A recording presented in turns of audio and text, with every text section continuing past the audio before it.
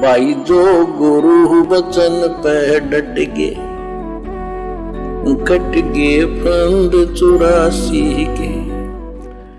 Bible में जो जबूर, तोरा तथा इंजल 3 पुस्तकों का संग्रह है, यानी ये जो बाइबल ग्रंथ है ये जबूर, तोरात और इंजल इन 3 पुस्तकों का संग्रह है। और तीनों पुस्तकों का जो ज्ञान था, हजरत मूसा के ऊपर जो तोरात उतारी गई, हजरत दाऊद के ऊपर जबूर उतारी गई और हजरत ईसा के ऊपर इंजिल नाजिल की गई।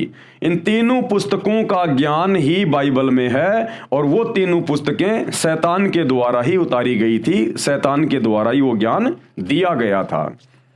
बाइबल में यानी जो जबूर, तोरा तथा इंजिल की 3 पुस्तकों का संग्रह है, उसमें पेज नंबर 30 पर उत्पत्ति अध्याय 26 1 और 2 में प्रमाण है कि यहोवा यानी परमात्मा अल्लाह कबीर ने इसहाक को दर्शन देकर कहा कि मिस्र में मत जा, जो देश मैं तुझे बताऊं उसी में रह, मैं तेरे संग रहूंगा। अब बताओ किस आधार से मुसलमान धर्म के भाई और ईसाई धर्म के भाई बहन कह रहे हैं कि अल्लाह कभी धरती पे नहीं आता, मनुष्य रूप में नहीं आता, वो किसी को दर्शन नहीं दे आता, जबकि बाइबल चीख चीख के कह रही है। ये देखिएगा पेज नंबर 30 पर उत्पत्ति अध्याय 26 1 और 3 में प्रमाण है कि यहोवा यानी परमात्मा यानी अल्लाह ने इसहाक को दर्शन देकर कहा। अब दर्शन कौन देगा भैया? दर्शन देने का मतलब है आमने सामने प्रकट होके कहा कि मिस्र में मत जा, मैं जो देश मैं तुझे बताऊं उसी में रह, मैं तेरे साथ रहूंगा। तो अल्लाह कैसा हुआ? अरे जब दर्शन दे दिए तो कोई ना कोई तो रूप होगा अल्लाह का, और इंसान की भाषा ही तो इंसान समझेगा। तो इसहाक के सामने परमात्मा जिस्मानी रूप में तो प्रकट हुआ, इंसान रूप में तो प्रकट हुआ, उनसे बातें की, उनका मार्गदर्शन किया। और तुम कहते हो यहोवा कभी पृथ्वी पे नहीं आता, अल्लाह कभी मनुष्य रूप में नहीं आता।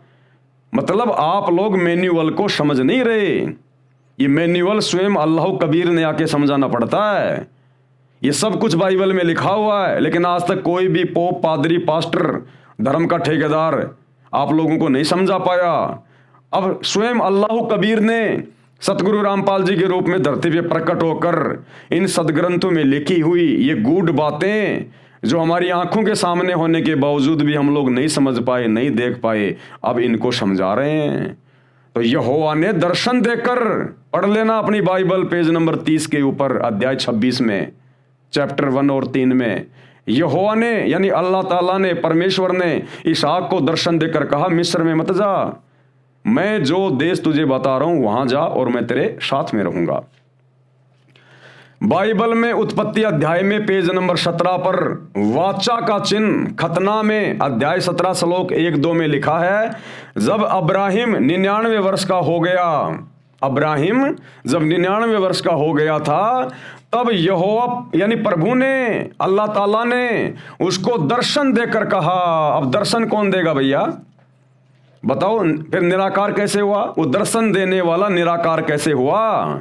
जो हजरत इब्राहिम के सामने मनुष्य रूप में प्रकट हुआ, यहोवा परमेश्वर अल्लाह ताला भगवान, और क्या कहा इब्राहिम को? तब यहोवा प्रभु ने उसको दर्शन देकर कहा, मैं सर्वशक्तिमान हूं, मेरी उपस्थिति में चल, यानी मैं जैसा कहूं वैसा चल, मेरे वचन में चल और सिद्ध होता जा, यानी भक्ति मार्ग पे आगे बढ़ता जा। आगे देखिए, एक मुसलमान राजा थे तैमूर लंग, मुसलमान धर्म में पैदा था, बचपन से बहुत गरीब था, भेड़ बकरियां चराया करता था। उसको कबीर परमात्मा अल्लाह ताला मिले जिंदा बाबा के रूप में, और 1 रोटी खाई थी उनके हाथ से और 7 पीढ़ी का राज दे दिया परमेश्वर ने। तो मुसलमान धर्म के तैमूर लंग को परमात्मा मिला जिंदा बाबा रूप में, अल्लाह कबीर। तैमूर लंग को अल्लाह पृथ्वी पर मिले। तैमूर लंग मुसलमान बहुत निर्धन था, उसकी माताजी बहुत धार्मिक थी, अतिथि व साधु बाबाओं की सेवा किया करती थी, कई बार स्वयं भूखी रह जाती थी, अतिथियों व राह चलने वाले लोगों को रोटी अवश्य खिलाती थी।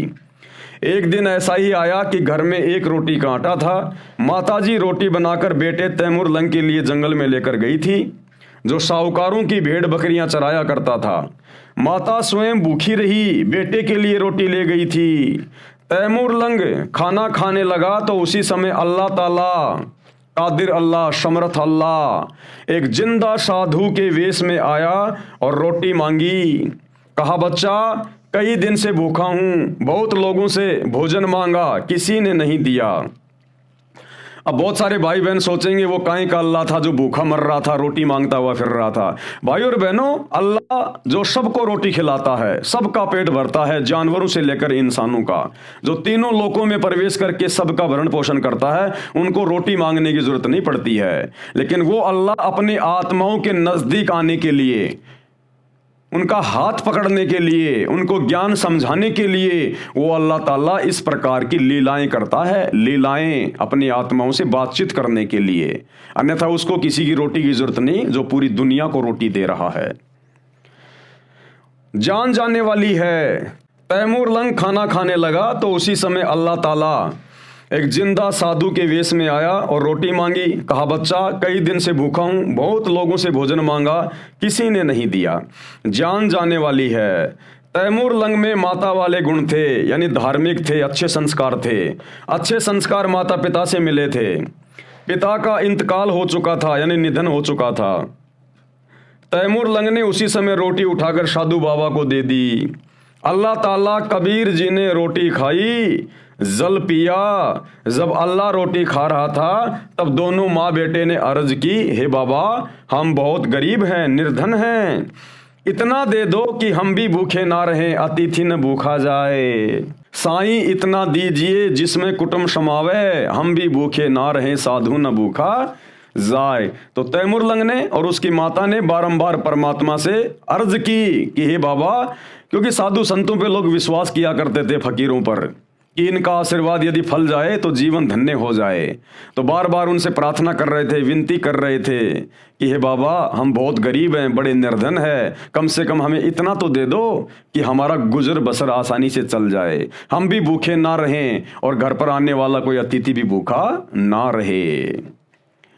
अर्ज कई बार की। खाना खाकर जिंदा वेशधारी अल्लाह ने एक सांकड़ यानी चैन, जो गाय भैंस या बकरे को खूंटे या पेड़ से बांधने के लिए रस्से के स्थान पर प्रयोग की जाती है, जो तैमूर लंग के पास ही रखी थी, उठाई, उसको 3 बार मोड़ा और प्यार से तैमूर लंग की कमर में गिनकर 7 मारी।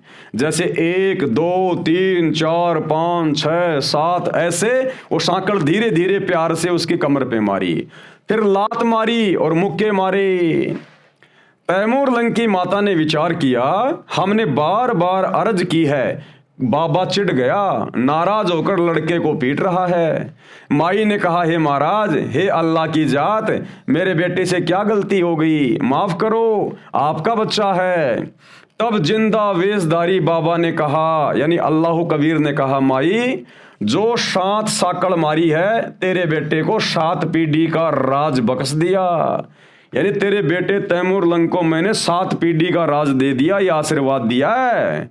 और भाई और बहनों, इतिहास गवाह है, तैमूर लंग से लेकर औरंगजेब तक ये 7 पीढ़ी का राज इसी अल्लाह कबीर ने मनुष्य शरीर में जिंदा बाबा के रूप में धरती पे प्रकट होकर तैमूर लंग को बख्शा था। तो मुसलमान भाई बहन किस आधार से कह रहे हैं कि अल्लाह धरती पे नहीं आता? जो लात मुक्के मारे हैं, ये 7 पीढ़ी के बाद तुम्हारा राज टुकड़ों में बट जाएगा।